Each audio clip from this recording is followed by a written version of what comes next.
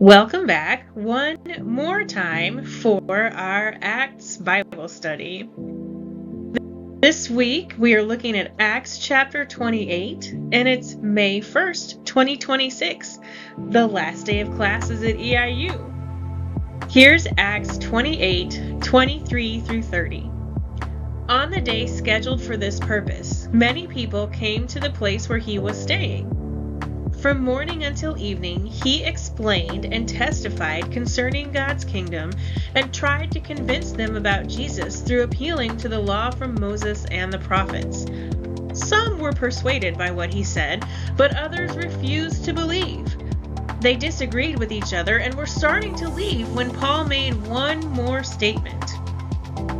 The Holy Spirit spoke correctly when he said to your ancestors through Isaiah the prophet, "Go to this people and say, you will hear to be sure, but never understand, and you will certainly see, but never recognize what you are seeing. This people's senses have become calloused, and they've become hard of hearing, and they've shut their eyes so that they won't see with their eyes, or hear with their ears, or understand with their minds, and change their hearts and lives that I may heal them.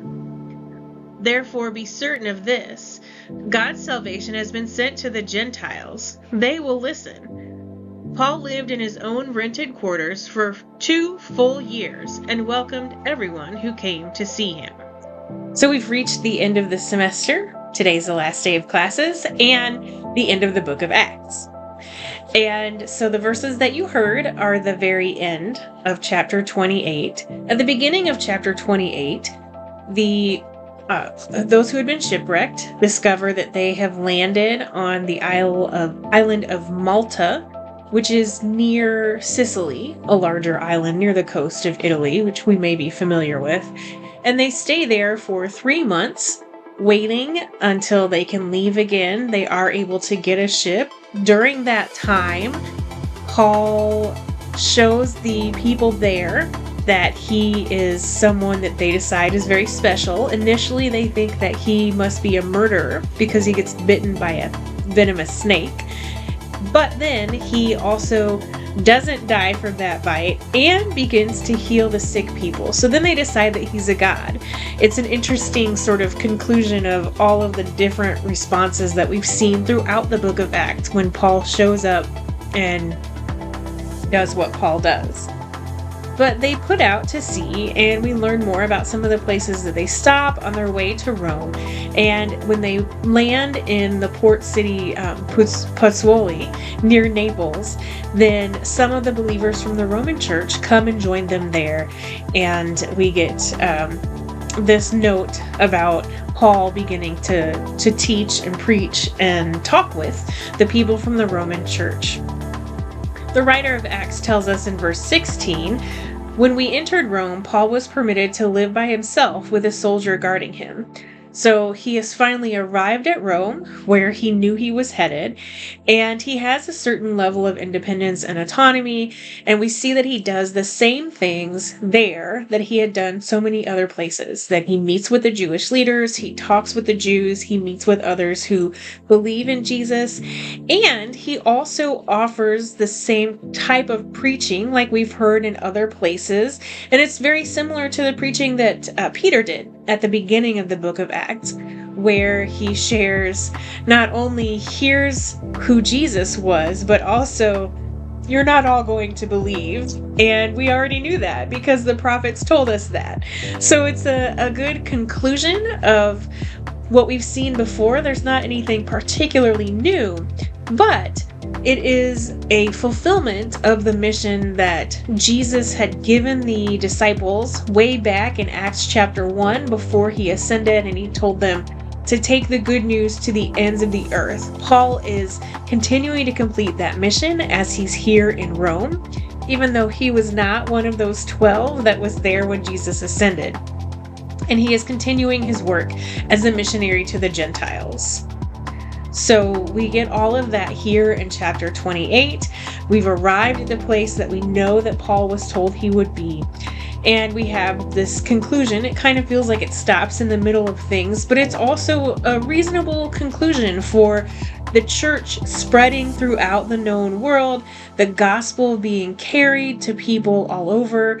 Paul notes that the Gentiles are receptive to the message about Christ, and that is probably not to say that none of the Jews were receptive, but this idea that we know that Gentiles were receiving the message as well as some Jews who listened and believed. And so we see Paul continuing in his mission, fulfilling the work he was called to in his conversion. And later on, we see the Holy Spirit continuing to work through the church, as we've seen all throughout the book of Acts. And we know that Paul will continue. He dies in Rome.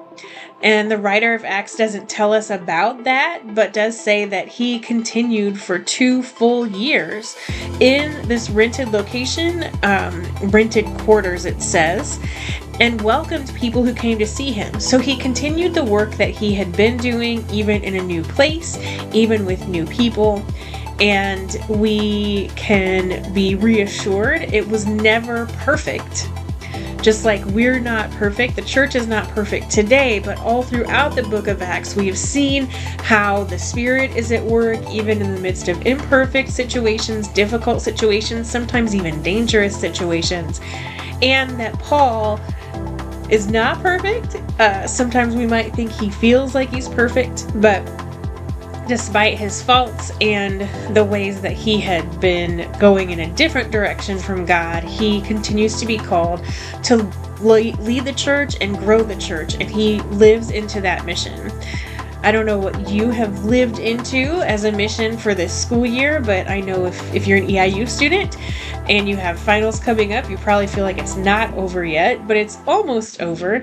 And remember, whether you're here or wherever you are, whoever you are watching this, that you are also called to work, that you are also called to a mission to share the good news of Jesus, just like these disciples did throughout the book of Acts, and that the Holy Spirit will go with you. It may never be easy, not always fun, but God will continue to work and can use each of us wherever we are. So I hope that you've learned a lot. I've learned a lot through this study of Acts this year. And if you are a student and you're about to have a nice summer or even a busy summer, but that change, I hope that transition goes well. I pray for focus and perseverance through finals week, and I'll see you again some other time to talk more about the Bible and our faith.